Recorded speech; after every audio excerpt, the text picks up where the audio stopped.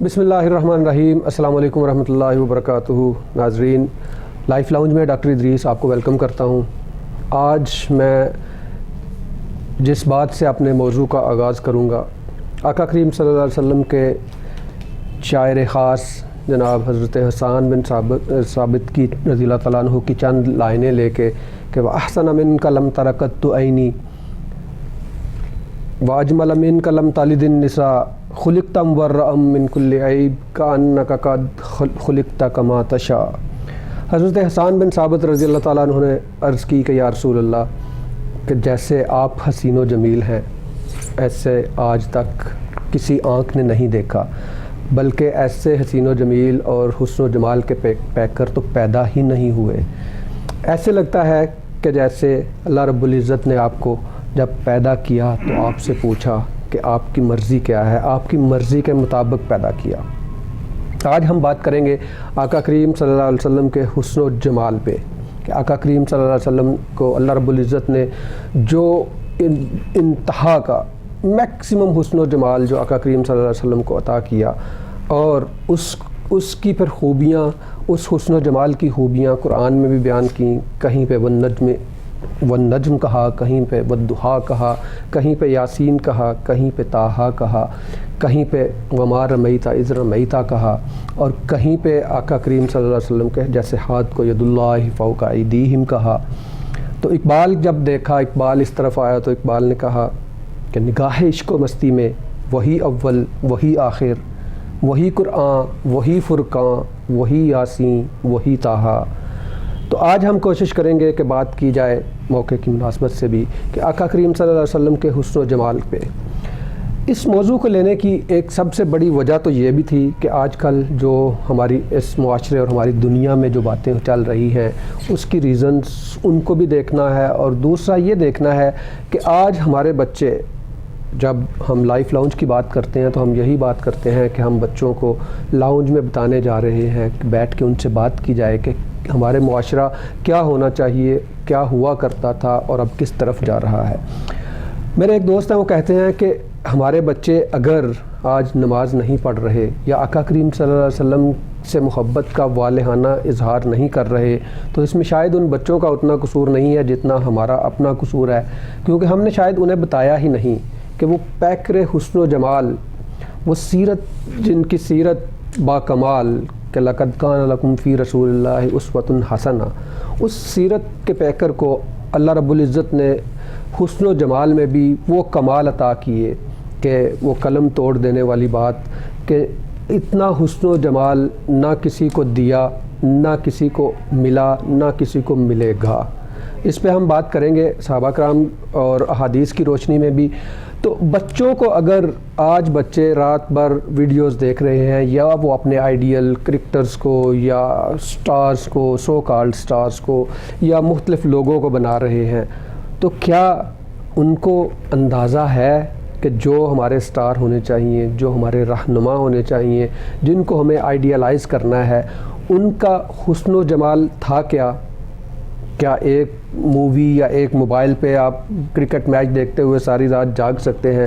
تو کیا وجہ ہے کہ آقا کریم صلی اللہ علیہ وسلم کے ذکر میں، آقا کریم صلی اللہ علیہ وسلم کی یاد میں آنکھ سے آنسو کیوں نہیں نکلتے؟ میرے وہ دوست مفتی ہیں، ان کا خیال یہ تھا کہ اس کی مین وجہ یہی ہے کہ ہم نے آقا کریم صلی اللہ علیہ وسلم کے حسن و جمال کو اپنے آنے والی نسلوں تک پہنچایا ہی نہیں۔ آج ہم اسی سلسلے میں اپنی ایک چھوٹی سی کوشش کریں گے، کیونکہ زندگیاں ختم ہوئیں اور قلم ٹوٹ گئے مگر تیرے اوصاف کا ایک باب بھی پورا نہ ہو سکا۔ وہ جو بڑے بڑے سخنور تھے جن کے ہاتھ میں سب کچھ تھا، وہ بات کرتے ہوئے یہ کہتے ہیں کہ زندگیاں بھی ختم، قلم بھی ختم، لیکن آپ کے اوصاف کا ایک باب بھی پورا نہ ہو سکا۔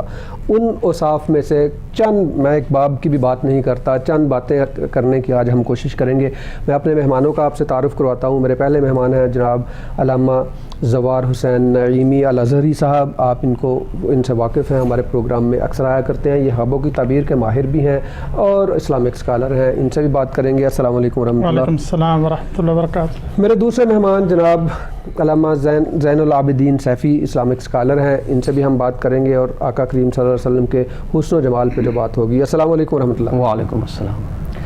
تو میں بات کا آغاز کرتا ہوں جناب علامہ زوار حسین نعیمی الازہری صاحب سے کہ جناب آقا کریم صلی اللہ علیہ وسلم کے جب حسن و جمال کی بات ہوتی ہے تو ہم اجمی لوگ جنہیں ہم اجمی کہتے ہیں یا غیر عرب کہہ لیں وہ تو بات کرتے ہی کرتے ہیں. ناظرین میں آپ کو ساتھ ساتھ یہ بھی بتاتا چلوں کہ علامہ زوار صاحب عربک لینگویج کے ٹیچر بھی ہیں اور عربک لینگویج میں بہت اچھے سپیچز تقریریں بھی کرتے ہیں اور لیکچرز بھی دیتے ہیں. اس لیے میں ان سے آج یہی چاہوں گا کہ عربی میں عربک میں کیا کیا لٹریچر پڑا ہوا ہے جو اس میں آقا کریم صلی اللہ علیہ وسلم، جیسا کہ میں نے بھی حضرت حسان بن ثابت سے شروع کیا، تو عربک میں آپ بتائیے کہ آقا کریم صلی اللہ علیہ وسلم کے حسن و جمال پہ کیا کیا معاملات اور کس طرح کی جو لٹریچر ہے ہمارے پاس موجود ہے. ناظرین علامہ صاحب پہلے ایک بریک لیتے ہیں، چھوٹی سی بریک لیتے ہیں اور بریک کے بعد پھر یہیں سے آپ ہی سے بات شروع کریں گے.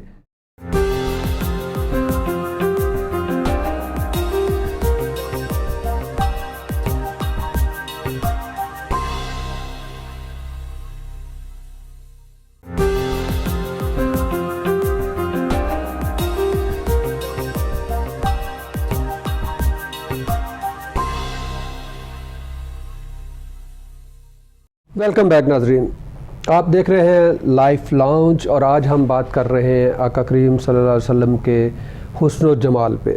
اور حسن و جمال پہ جیسا کہ میں نے کہا کہ پہلے بھی ایسا ہی تھا، اور میں تو ہمیشہ یہ کہتا ہوں کہ چونکہ آقا کریم صلی اللہ علیہ وسلم نے لبادہ بشریت میں آنا تھا تو یہی ایک وجہ تھی کہ جس وجہ سے بشر کو اشرف المخلوقات کہا گیا ہے. ہمارے اشرف المخلوقات ہونے کی ایک ہی وجہ ہے جو سمجھ آتی ہے، ادروائز ہم دیکھیں تو ہمارے پاس جتنے بھی معاملات ہیں کوئی بھی ہم میں باقی جانوروں کی طرح وہ انسانوں میں ساری کی ساری کوالٹیز آج تو بڑی سامنے نظر آتی ہیں کہ حیوانیت کتنی عروج پہ گئی ہوئی ہے. تو ہمارے اشرف المخلوقات ہونے کی جو مین اور واحد ریزن ہے وہ یہی ہے کہ آقا کریم صلی اللہ علیہ وسلم کی ذات اقدس لبادہ بشریت میں اس جہان میں آئے.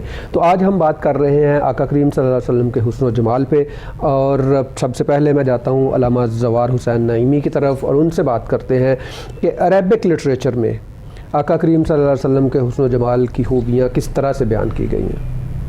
السلام علیکم ورحمۃ اللہ وبرکاتہ. وعلیکم السلام. اللہم صلی علی سیدنا مولانا محمد مبارک وسلم صلی علیہ.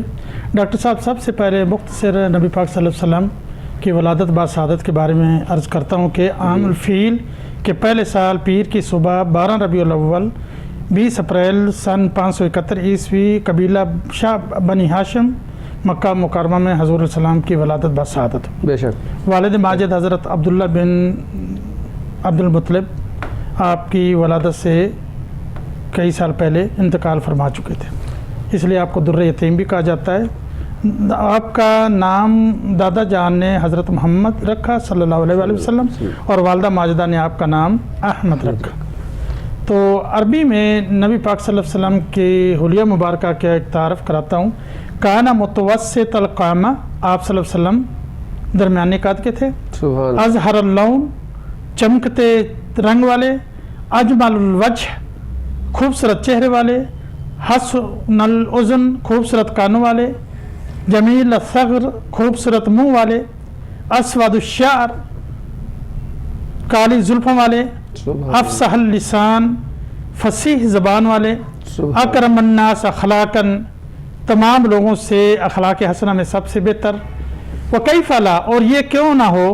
وقد قال ربہ عز وجل عن خلقہ، کہ اللہ تبارک و تعالیٰ نے آپ کے خلق کے بارے میں صلی اللہ علیہ وسلم کے بارے میں فرمایا انک لعلی خلق عظیم، بے شک آپ اخلاق کے بلند درجہ پر فیض ہیں. وقال عن نفسہ، نبی پاک صلی اللہ علیہ وسلم نے اپنے بارے میں فرمایا انما بعثت لاتمم مکارم الاخلاق و محاسن الاعمال، بے شک مجھے اچھے اخلاق اور عمدہ اعمال کی تکمیل کے لیے بھیجا گیا. سبحان اللہ. بے شک بڑی اچھی باتیں کی آپ نے. اگلے سیگمنٹس میں ہم آپ سے عربک ہسٹری جو ہے اس کے بارے میں بھی بات کریں گے انشاءاللہ. میں بڑھتا ہوں جناب زین العابدین سیفی صاحب کی طرف اور ان سے گزارش کروں گا کہ آقا کریم صلی اللہ علیہ وسلم کے حسن و جمال کو قرآن و سنت، قرآن اور حدیث کی روشنی میں کس طرح سے بیان کیا جائے گا. اعوذ باللہ من الشیطان الرجیم، بسم اللہ الرحمن الرحیم. والصلاة والسلام علیکہ یا سیدی یا رسول اللہ وعلی آلہ واصحابہ یا سیدی یا حبیب اللہ. ماشاءاللہ حضور کو جو اللہ نے جو شان دیا ہے حضرت عمر بن عاص رضی اللہ تعالیٰ عنہما سے کسی نے پوچھا کہ آپ مجھے حضور کا حلیہ بیان کریں، اللہ تعالیٰ نے حضور کو کتنا حسن دیا ہے، حلیہ دیا ہے، آپ وہ بیان کریں۔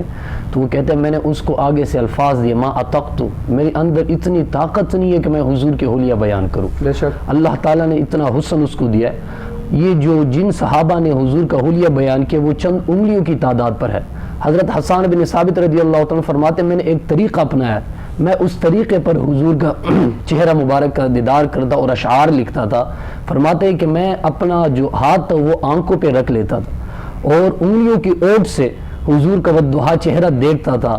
فرماتے اگر میں ہاتھ آنکھ پہ نہ رکھ لیتا، فرماتے ہیں کہ حضور کی انوارات کی وجہ سے میری آنکھوں کی بینائی چلی جاتی تھی۔ یعنی اللہ تعالیٰ نے اتنا حسن حضور کو دیا، اتنا بے نظیر و بے مثل بنایا۔ حضرت علی رضی اللہ، مولا علی فرماتے ہیں کہ حضور جیسا حسین نہ ہم نے پہلا کبھی دیکھا ہے اور نہ کبھی حضور کے بعد ہم نے ایسا کوئی حسین دیکھا ہے۔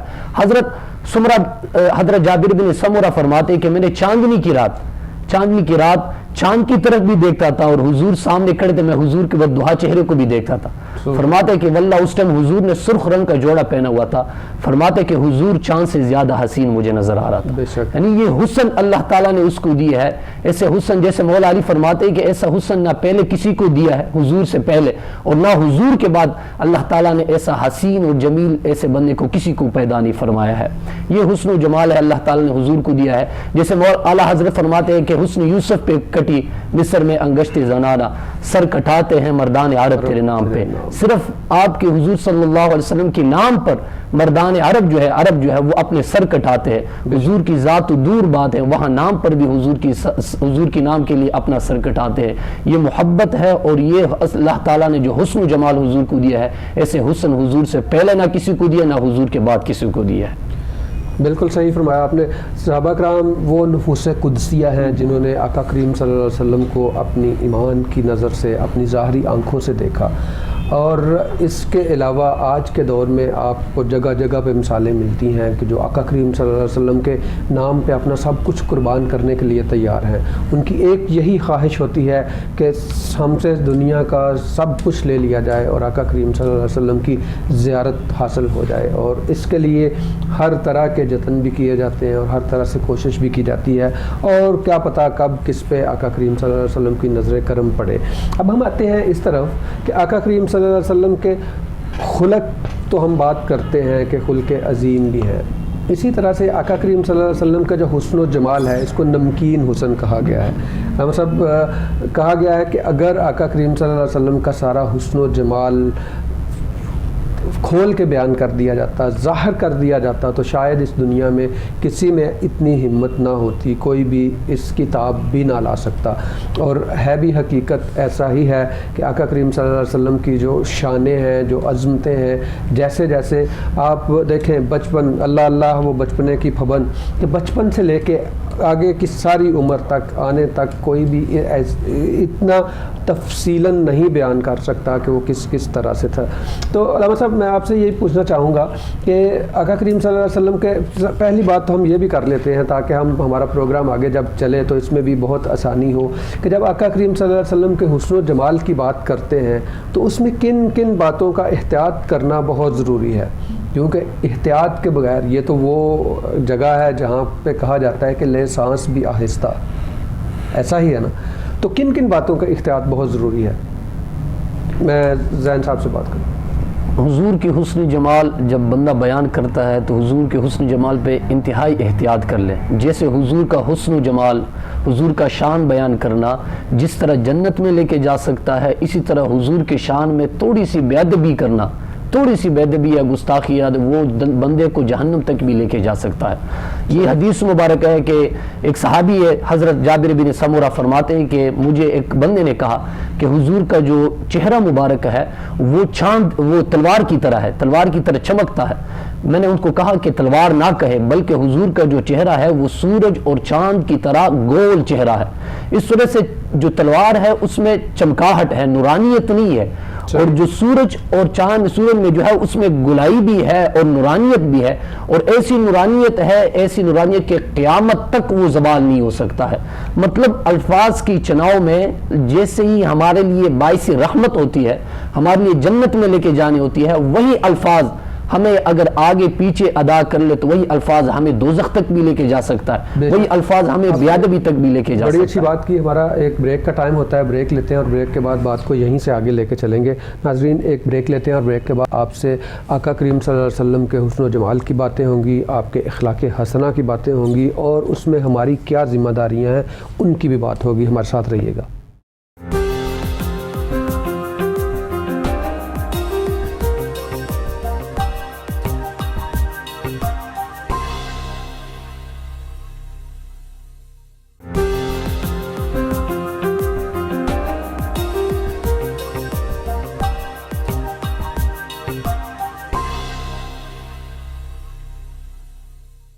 ویلکم بیک ناظرین۔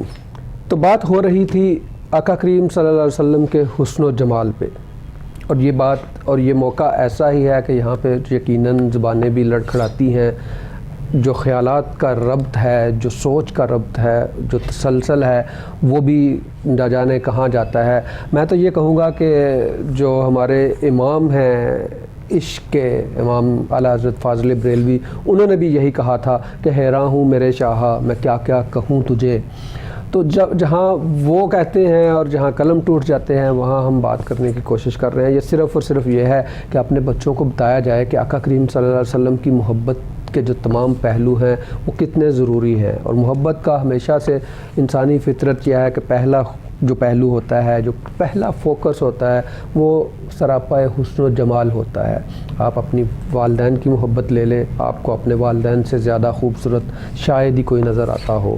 اسی طرح سے بہن بھائیوں کی محبت ہے، اسی طرح سے جب معاشرے میں آگے جاتے ہیں تو جو سراپا حسن و جمال ہے وہ محبت کے لیے بہت امپارٹنٹ اور پہلا سٹیپ ہے، پہلا کرینہ ہے۔ اسی کی طرف ہم اپنے نوجوانوں کو اور اپنے آڈینس کو لے جانے کی کوشش کر رہے ہیں کہ اگر آپ کے ذہن میں سراپا حسن و جمال ہونا ہی محبت کی علامت ہے تو آئیے ہم آپ کو اس سراپا حسن و جمال کی طرف لے کے جاتے ہیں کہ جہاں پہ جو سارے کے سارے حسن ہیں ان کی ایک جھلک کے آگے مان پڑ جاتے ہیں۔ وہ ایسا حسن ہے کہ جیسا علامہ صاحب نے پہلے بھی کہا کہ سر کٹاتے ہیں مردان عرب تیرے نام پر، کہ وہ ان کے صرف نام پہ، ان کی صرف ایک مسکراہٹ کے لیے، ان کے چہرے پہ خوشی کے تاثرات لے کے آنے کے لیے جو عرب کے وہ مرد جن کو ایک وقت میں بدو کہا جاتا تھا، کہ بدو دوسرے لفظوں میں آپ کہہ لیں کہ ہٹ درم یا خود سر لوگ کہہ لیں، وہ آقا کریم صلی اللہ علیہ وسلم کے نام پہ اپنے سر کٹانے کے لیے تیار تھے اور کٹوائے بھی۔ آپ اسلامک ہسٹری پوری بری پڑی ہوئی ہے کہ آقا کریم صلی اللہ علیہ وسلم کے ابرو کے ایک اشارے پہ سب کے سب قربان ہونے کے لیے تیار ہوتے تھے۔ لیکن اسی دوسری جو اس کی سمت ہے جس پہ ہم بات کر رہے تھے کہ جتنا یہ پیارا موضوع ہے، جتنا یہ ہمیں دنیا اور آخرت میں اس کا اجر و ثواب ملے گا اتنا ہی یہ نازک بھی ہے۔ تو ہماری بات ہو رہی تھی کہ آقا کریم صلی اللہ علیہ وسلم کے سراپا حسن و جمال پہ جب بات کر رہے ہوتے ہیں تو تشبیہات جو دیتے ہیں ہم دنیاوی طور پہ کسی بھی چیز سے، جیسے تلوار کی بات ہوئی تو یقیناً ہمیں اس میں بہت زیادہ احتیاط کی ضرورت ہوتی ہے۔ علامہ زین صاحب اس پہ بات کر رہے تھے۔ علامہ صاحب کیا کیا احتیاط ضروری ہے؟ حضور کے حسن جمال بیان کرنا، کوئی بندہ حضور کا حسن جمال، اپنے آپ کو حضور کا دیوانہ کہنا جی، اور اس کی دیوانیت الفاظ، یعنی جو وہ الفاظ کے چناؤ کریں، یعنی الفاظ کے چناؤ میں احتیاط کر لینا چاہیے۔ حضور کا حسن بیان کرنا، حضور کا حلیہ بیان کرنا، جیسے پیچھے میں نے حدیث سنائی تھی آپ کو کہ انہوں نے تشبیہ دی حضور کے چہرے مبارک کو تلوار کے ساتھ، اور صحابی نے اس کو منع فرمایا کہ تلوار کے ساتھ تشبیہ نہ دے، کیونکہ تلوار میں صرف چمکاہٹ ہوتی ہے، اس میں نہ نورانیت ہے، نہ اس میں شمع ہے، نہ اس میں گلائی ہے، بلکہ اس کو تشبیہ دی اس نے سورج چاند کے مانند کہ حضور کا چہرہ جو ہے گول بھی ہے، اس کی چہرے سے نورانیت بھی ٹپکتی ہے، اور ایسی نورانیت نورانیت کہ وہ تا قیامت تک آباد بھی رہے گا، تا قیامت تک رہے گا. اور حضور کی چہرے انور پر جو حسن و جمال ہے، حضرت صوفیہ کہتے کہ حضور کی والضحیٰ چہرے پہ 70,000 بشریت کی پردے ہے، اور اس کے باوجود بھی حضرت حسان بن ثابت کہتے ہیں کہ میں اپنے آنکھوں پہ ہاتھ رکھ کر کے انگلی کو اوٹ سے حضور کا والضحیٰ چہرہ دیکھتا تھا، کہیں میری نظر حضور کے انوارات سے نہ چلی جائے، میری نظر آنکھوں کی نظر. تو خود سوچ لے 70,000 بشریت کی پردوں کے باوجود بھی حضور کی نورانیت یہ تھی، حضور کا حسن و جمال یہ تھا. تو جب وہ 70,000 بشریت کی پردے ہٹ جائے پھر حضور کا حسن و جمال کا کیا عالم ہوگا. بے شک بے شک. یہاں پہ مجھے ایک بات یاد آ رہی ہے، ایک صحابی سے دوسرے صحابی پوچھتے ہیں کہ عمر میں بڑے کون ہیں، آپ بڑے ہیں یا آقا کریم صلی اللہ علیہ وسلم. تو ناظرین دیکھیے گا کہ احتیاط کا جو انداز ہے کہ بات کرتے ہوئے کتنا سوچا جا سکتا ہے اور کس قدر باریک اور باریک بینی کے ساتھ احتیاط کی جاتی ہے کہ انہوں نے جو جواب دیا وہ سنہری حروف میں لکھنے کے لیے کے قابل ہے. اور آج کے جو ایسے ہی بول دیتے ہیں، کچھ بھی بول دیتے ہیں، ان کے لیے یہ ایک مشعل راہ بھی ہے اور سوچنے کا مقام بھی ہے. جب ان سے سوال پوچھا گیا کہ عمر میں کون بڑا ہے تو انہوں نے جواب دیا کہ بڑے تو حضور صلی اللہ علیہ وسلم ہی ہیں، بس میں پیدا پہلے ہو گیا تھا. مطلب انہوں نے یہ بھی گوارا نہیں کیا کہ میں عمر کے لحاظ سے بھی اپنے آپ کو کچھ اس طرح سے کہہ سکوں. انہوں نے کہا نہیں، بڑے وہی ہیں، میں صرف پہلے پیدا ہو گیا.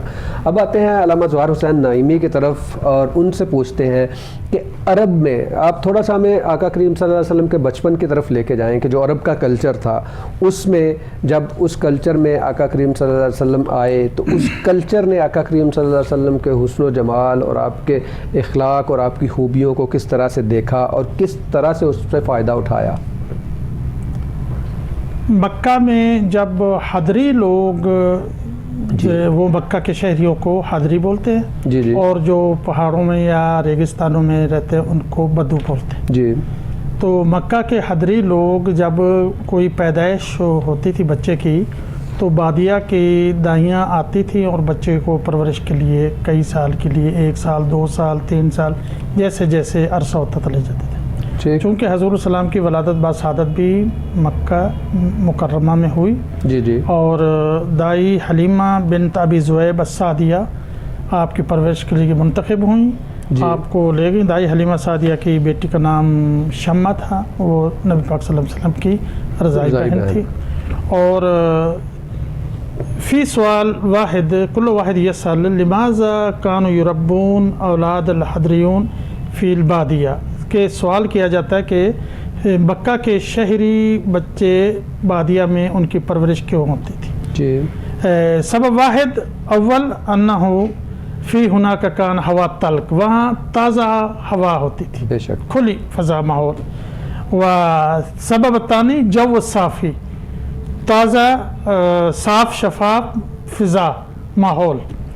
و سبب الثالث فصیح اللسان، اب بھی فصیح زبان وہ صرف گاؤں میں ہوتی تھی. جیسے ہم بھی ادھر مدر ٹنگ بولتے ہیں، ماں کی زبان، تو جہاں پیدا ہوتے وہیں زبان وہ عربی ہماری زبان بھی ہوتی ہے، اس لیے ماں کا نام وہاں لیا جاتا ہے. تو وہاں فصیح زبان، مکہ میں اطراف سے لوگ، پوری دنیا سے لوگ آتے تھے، وہاں زبان تھوڑی مخلوط ہو گئی تھی، اس لیے فصیح زبان وہاں بادیہ میں ہوتی تھی.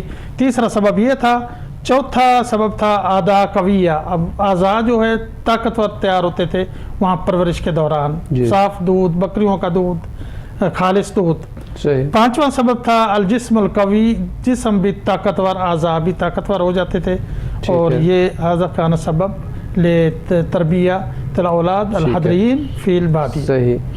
اچھا، جب زین صاحب میں اب آپ کی طرف آتا ہوں کہ جب بچوں کو لے کے جاتے تھے تو بہت سارے ہیں کہ جو آپ کا جھولا تھا اس کے لیے بھی کھلونے، بہت ساری استعارات بھی آتے ہیں اور بہت ساری باتیں آتی ہیں. تھوڑا سا روشنی ڈالیں کہ آقا کریم صلی اللہ علیہ وسلم کے بچپنے میں کون کون سی ایسی کرامات تھیں اور ایسی خوبیاں سامنے آتی تھیں کہ جن کی وجہ سے ہر کوئی جو ہے وہ دیکھنے کے آپ صلی اللہ علیہ وسلم کی ایک جھلک دیکھنے کے لیے بےتاب ہوتا تھا.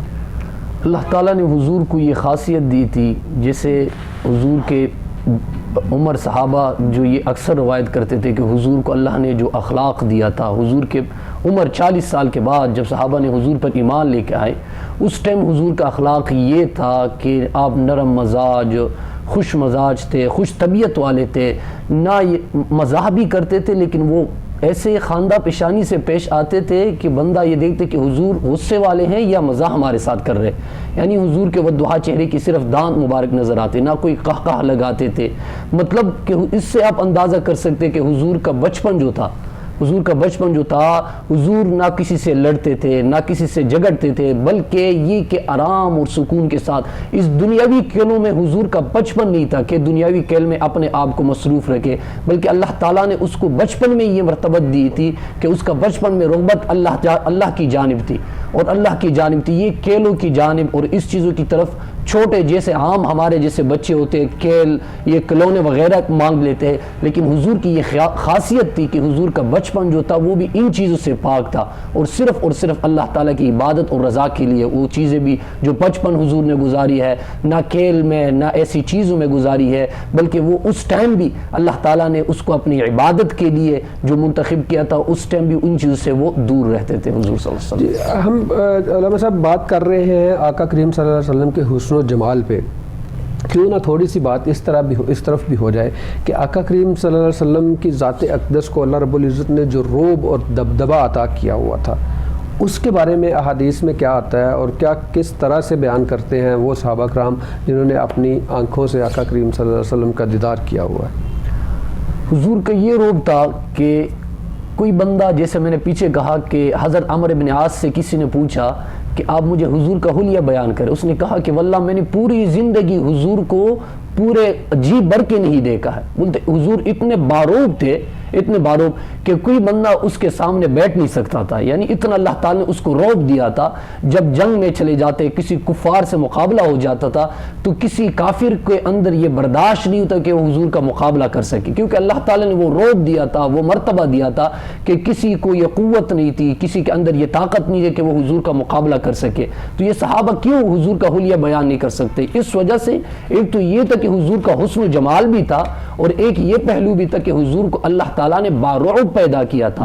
کوئی بندہ دور سے بھی دیکھتا تو اگر کوئی مخلص ہوتا تو وہ سمجھ جاتا کہ حضور کا طبیعت کیسا ہے، اور جس کا نیت غلط تھا، نیت کسی اور چیز کے لیے، سوال کے لیے آتا تھا، کسی اور چیز مزاح کے لیے آتا تھا کہ حضور کے ساتھ ہم مذاق کریں حضور کے ساتھ، تو وہ حضور کا جب رعب دیکھ لیتے تو وہ اپنے سوال بھی بھول جاتے تھے. یعنی اللہ تعالیٰ نے اتنا مرتبت اور اتنا بارعب حضور صلی اللہ علیہ وسلم کو اس دنیا میں بھیجا تھا. بے شک، زبردست، بہت اچھی بات کی آپ نے. اور آقا کریم صلی اللہ علیہ وسلم کی جب شانیں بیان ہو رہی ہوں تو ایک تو جیسا کہ آپ باتوں سے بھی آپ کو سمجھ آ رہی ہوگی کہ بڑے محتاط ہیں میرے دونوں مہمان. میں خود بہت زیادہ جسے کہتے ہیں کہ بات کرنے سے پہلے 100 دفعہ سوچا جاتا ہے کہ کون سی بات کی جانی چاہیے اور کون سی نہیں. میں علامہ زوار صاحب کی طرف آتا ہوں. اس سے پہلے کہ آپ سے میں بات کنٹینیو کروں، ایک بریک لیتے ہیں اور بریک کے بعد اس بات کو یہیں سے آگے لے کے جائیں گے. ہمارے ساتھ رہیے گا.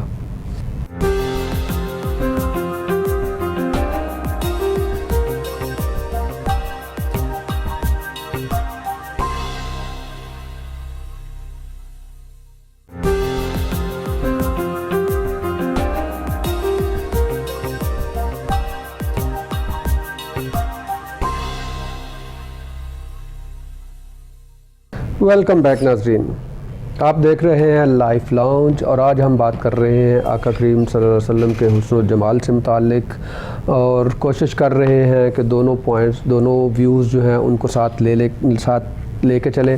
ناظرین، آپ ہمیں لائیو کال بھی کر سکتے ہیں، اور آپ واٹس ایپ پہ اپنے کمنٹس اور اپنے کویشچنز بھی دے سکتے ہیں، اور خوابوں کی تعبیر اگر پوچھنا چاہیں تو وہ بھی آپ پوچھ سکتے ہیں. آپ واٹس ایپ پہ کوشش کریں کہ واٹس ایپ والے نمبر پہ کالز نہیں کریں، اس سے ہم کالز نہیں لیتے. اس سے صرف اور صرف ہم آپ کے جو ریٹن لکھے ہوئے کویشچن ہیں آپ میسج کریں، اور ان کو ہم آنسر اسی حساب سے کرتے ہیں، کیونکہ واٹس ایپ سے کالز ہم نہیں لیتے. کال کے لیے آپ کو جو لینڈ لائن ہے اسی پہ کال کرنا ہوگا. تو ہماری بات ہو رہی تھی آقا کریم صلی اللہ علیہ وسلم کے حسن و جمال کی، اور میں چاہوں گا کہ علامہ زین صاحب کی طرف آؤں گا اور ان سے کہوں گا کہ ایک تو یہ کہ تکمیل ایمان کے لیے حسن و جمال کا کتنا رول ہے، اور دوسرا یہ کہ ہم نے صحابہ کرام کے دور کی بات کی، تھوڑا سا اس سے باہر نکل کے آئیں کہ ان کے بعد آپ بریک کے دوران شاہ ولی اللہ کا ایک واقعہ ذکر کر رہے تھے، ذرا اس پہ بھی روشنی ڈالیں کہ صحابہ کرام کے بعد جو آقا کریم صلی اللہ علیہ وسلم کے آنے والے عاشق تھے انہوں نے اپنے عشق کا اظہار کس طرح سے کیا آقا کریم صلی اللہ علیہ وسلم کی ذات اقدس کے ساتھ۔ برصغیر پاک و ہند کے سب سے بڑے ولی اللہ شاہ ولی اللہ محدث دہلوی رحمۃ اللہ علیہ، ان کے والد گرامی شاہ عبد الرحیم محدث دہلوی رحمۃ اللہ علیہ، آپ فرماتے کہ میں نے خواب میں حضور کا دیدار کیا۔ حضور کا جب دیدار نصیب ہوا تو میں نے حضور سے یہ سوال کیا کہ یا رسول اللہ صلی اللہ علیہ وسلم، آپ نے خود کہا کہ انا املح و اخی یوسف اصبح، میں نمکین حسن والا ہوں اور میرا بھائی یوسف جو ہے وہ میٹھے حسن والا تھا۔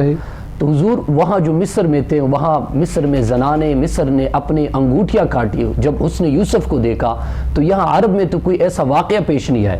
اس میں ایک نقطہ یاد کرے، یہ حضور کی حدیث ہے کہ جس نے در حقیقت مجھے خواب میں دیکھا اس نے مجھے دیکھا، کیونکہ میرے شکل پر شیطان نہیں آ سکتا ہے، اور جس نے مجھے خواب میں دیکھا در حقیقت وہ عن قریب مجھے بیداری کی حالت میں بھی دیکھے گا۔ اس نے کہتے کہ میں نے حضور سے یہ پوچھا، یہ شاہ عبد الرحیم محدث دہلوی رحمۃ اللہ فرماتے میں نے رسول اللہ صلی اللہ علیہ وسلم نے پوچھا کہ آپ نے خود کہا کہ انا املح واخی یوسف اصبح، میں نمکین حسن والا ہوں اور یوسف میرا بھائی جو ہے وہ میٹھے حسن والا تھا۔ حالانکہ نمکین میں جو اصبح میں ہے سبقت بناسبت ملیح کے زیادہ ہوتی ہے، نمکین حسن والے میں کشش زیادہ ہوتی ہے، تو یہاں کوئی ایسا واقعہ پیش نہیں آیا۔ تو حضور کریم صلی اللہ علیہ وسلم نے خواب میں ان کو کہا، ان کے والد صاحب کو کہا، شاہ عبد الرحیم محدث دہلوی رحمۃ اللہ نے کہا کہ اے عبد الرحیم، اللہ تعالیٰ نے غیرت محبت کی وجہ سے میرے حسن کو چھپایا ہے، اگر میرا حسن ظاہر ہوتا تو کسی بندے کے اندر یہ طاقت نہ ہوتا کہ وہ میرے حسن و جمال کا نظارہ کر سکے۔ یعنی اتنا اللہ نے میرے اندر یہ حسن رکھا ہے، حسن و جمال، اگر میں حسن ظاہر کر لوں پھر کسی بندے کے اندر یہ طاقت نہیں ہے کہ وہ میرا حسن و جمال کا نظارہ کر سکے۔ جیسے میں نے پیچھے بھی میں نے آپ کو یہ اعلیٰ حضرت کا جو شعر سنا ہے کہ حسن یوسف پہ کٹتی ہے زنان مصر میں، حسن یوسف پہ کٹی مصر میں انگشتی زنانہ، سر کٹاتے ہیں مردان عرب تیرے نام پر۔ وہاں تو انہوں نے حسن یوسف دیکھ کر بے اختیاری سے انگلیاں کاٹی ہے۔ فرماتے اعلیٰ حضرت فرماتے کہ یہاں اہل عرب آپ کا نام سن کر اپنے گردن کٹاتے ہیں، تو یہ حسن ہے۔ اور تکمیلی ایمان کا جو ذریعہ آپ ڈاکٹر صاحب آپ نے جو کہا، تکمیل ایمان کا زور امام قسطلانی رحمۃ اللہ علیہ فرماتے ہیں، ہم نے فرمایا کہ تکمیل ہمارے اور آپ کا تکمیل ایمان کا ذریعہ یہ ہے کہ ہم یہ ایمان جیسے حضور نے ایمان کا ہمارے لیے شرط ہے کہ ہم اپنے آپ سے سب دنیا سے چڑھ کر کے حضور سے محبت کرنے والے ہیں۔ بے شک اس تکمیل ایمان میں انہوں نے یہ شرط بھی کی ہے کہ یہ شرط ہو بندے کا، یہ شرط ہو کہ وہ اس نیت سے حضور پر ایمان لے کے آ جائے کہ حضور کا جو بناوٹ ہے، حضور کو جو بنایا ہے اللہ تعالیٰ نے حضور کو جس طرح بنایا ہے، نہ اس سے پہلے کس کو بنایا ہے اور نہ اس کے بعد کسی کو بنائے گا۔ یعنی اس پر اس نے کہا کہ حضور کے حسن و جمال پر یہ آخری نقطہ ہے، اور بندہ مومن یہ اپنے ذہن میں رکھ لے اور یہ بات ذہن نشین کر لے کہ وہ یہ بات کا خیال رکھے کہ اللہ تعالیٰ نے جو حسن و جمال ہمارے اور آپ کے آقا کو دیا ہے، نہ وہ آقا سے پہلے کسی کو دیا اور نہ آقا کے بعد کسی کو دینے والا ہے۔ یہ ہمارے اور آپ کے تکمیل ایمان کا ذریعہ بھی یہی ہے۔ بے شک، بالکل صحیح فرمایا آپ نے۔ میں علامہ زوہر حسین نعیمی کی طرف آتا ہوں۔ جناب، آپ وقفے کے دوران کہہ رہے تھے کہ آپ عربی میں لکھی ہوئی ایک نعت جو ہے وہ پڑھنا چاہ رہے تھے، تو آپ ساتھ ترجمہ بھی بتائیے ہمیں۔ نعت تو ڈاکٹر صاحب بہت طویل ہے، چونکہ وقت جو ہمارے پاس کام ہوتا ہے، اس کے ایک دو شعر جو کہتے ہیں نا کہ عربی میں نعتیں نہیں ہوتی، میں کہتا ہوں عربی میں نعتیں ماشاء اللہ رسول اللہ صلی اللہ علیہ وسلم کا بہت لاتعداد نعتیں ہیں۔ آقا کریم صلی اللہ علیہ وسلم کے جیسا حضرت حسان بن ثابت، حضرت ابن عباس، سے ہوئی تھی، بہت ساری نعتیں ہیں عربی میں آقا کریم صلی اللہ علیہ وسلم کے دور میں لکھی ہوئی ہیں، اور بلکہ اماں جی حضرت عائشہ صدیقہ بھی آقا کریم صلی اللہ علیہ وسلم کو اشعار سنایا کرتے تھے۔ جی ارشاد۔ تو عربی شاعر کہہ رہا ہے، تشبیہ دے رہا ہے نبی پاک صلی اللہ علیہ وسلم کے چہرہ مبارک روشن کی چاند کی طرف، کامارون یا سیدنا النبی کامارون، وا جمیل یا سیدنا النبی وا جمیل، آپ خوبصورت، آپ خوبصورت، اور آپ خوبصورت یا سیدی رسول اللہ صلی اللہ علیہ وسلم، آپ بہت خوبصورت۔ وکف المصطفیٰ کالورد نادا، نبی پاک صلی اللہ علیہ وسلم کی جو کف ہتھیلی ہے پھولوں کی طرح نرم اور اس سے خوشبو معطر رہتی ہے۔ وَعَطْرُهَا يَبْكِي إِذَا مَسَّتْ أَيَادِي، اگر کوئی نبی پاک صلی اللہ علیہ وسلم کے ساتھ ہاتھ مس کرتا تو وہ خوشبو उसके हाथ में आ जाती। बेशक। यहाँ मैं हज़रत जाबिर इब्न सुमरा की हदीस पेश करता हूँ कि एक दफ़ा हज़रत जाबिर इब्न सुमरा की रुखसार मुबारक पर नबी पाक सल्लल्लाहु अलैहि वसल्लम ने अपना दस्त मुबारक रखा और इतनी ठंडक महसूस हुई, वो फरमाते हैं, और उसके बाद कहते हैं मैं जब भी देखता हूँ हाथ लगाता हूँ तो मेरे रुखसार पर खुशबू एक अजीब है जो मैंने ऐसी खुशबू पहले नहीं सुनी। बेशक। और फिर यही हज़रत अनस इब्न मालिक रज़ी अल्लाह ताला अन्हु में का बारे में हदीस है, उनकी तरफ से हदीस है कि नबी पाक सल्लल्लाहु अलैहि वसल्लम का कोई हरीर या चादर या कोई चीज़ जो इस्तेमाल में होती थी, जो चीज़ भी उठाते थे उससे कोई ऐसी खुशबू आती थी जो मैंने पहले खुशबू नहीं सुनी। बेशक। हाँ जी, और नबी पाक के इस्तेमाल की हर चीज़ों में खुशबू मुअत्तर रहती थी। बिल्कुल सही फरमाया आपने, बिल्कुल सही फरमाया आपने। आका करीम सल्लल्लाहु अलैहि वसल्लम की ज़ात अक़दस तो वो है कि वही ज़िंदगियां ख़त्म हुई और कलम टूट गए, मगर तेरे औसाफ का एक बाब भी पूरा ना हुआ। आज की ये सारी की सारी गुफ्तगू का लुब्बे लुबाब इस तरह से मैं अपने नाज़रीन और जो यंग जनरेशन है उनको पेश करना चाहूँगा कि आका करीम सल्लल्लाहु अलैहि वसल्लम के हुस्न व जमाल, पैकरे हुस्न व जमाल इस तरह से हैं कि जिन्होंने देखा वो भी देखते रहे और जिन्होंने नहीं देखा उनके देखने की ख्वाहिश इस कदर है कि वो अपना सब कुछ लुटाने के लिए कुर्बान है।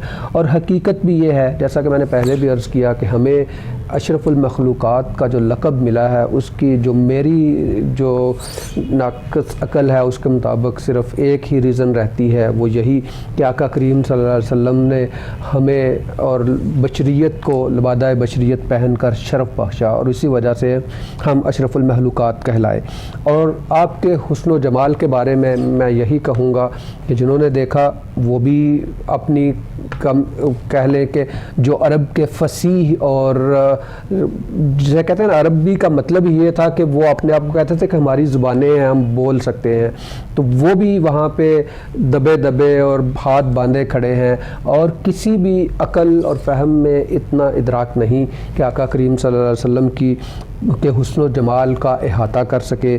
मैं आला हज़रत से एक शेर उधार लेते हुए इसी बात पे अपनी बात को तकमील करूँगा। उससे पहले मैं अपने मेहमानों का शुक्रिया अदा करता हूँ। जनाब अल्लामा ज़वार हुसैन नईमी अल-अज़हरी तशरीफ़ लाए और जनाब अल्लामा ज़ैनुल आबिदीन सैफ़ी, उन्होंने हमारे प्रोग्राम को रौनक बख्शी। मैं यही कहूँगा कि तेरे तो वस्फ़ ऐबे तनाही से हैं बरी, हैरान हूँ मेरे शाह मैं क्या क्या कहूँ तुझे। और यही हमारी कामयाबी है कि हम इससे आगे कुछ कह भी नहीं सकते कि वो दरबार ही ऐसा है जहाँ पे एक तो ये कि आपके हुस्न व जमाल को बयान करें और दूसरा एहतियात को भी लाज़म रखें कि वहाँ पे तो वो अल्फाज जो जायज़ अल्फाज हैं अगर उनको भी गलत मानों में लिया जाए तो वो भी बैन हो जाते हैं। इसलिए आका करीम सल्लल्लाहु अलैहि वसल्लम की मोहब्बत के साथ साथ अदब, बेइंतहा अदब वो बहुत ज़रूरी है और अदब के बगैर कुछ नहीं है।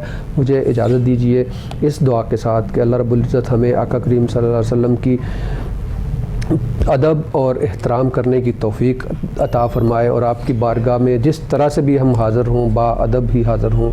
मुझे इजाज़त दीजिए। अल्लाह हाफ़िज़। अस्सलामु अलैकुम व रहमतुल्लाहि व बरकातुहू।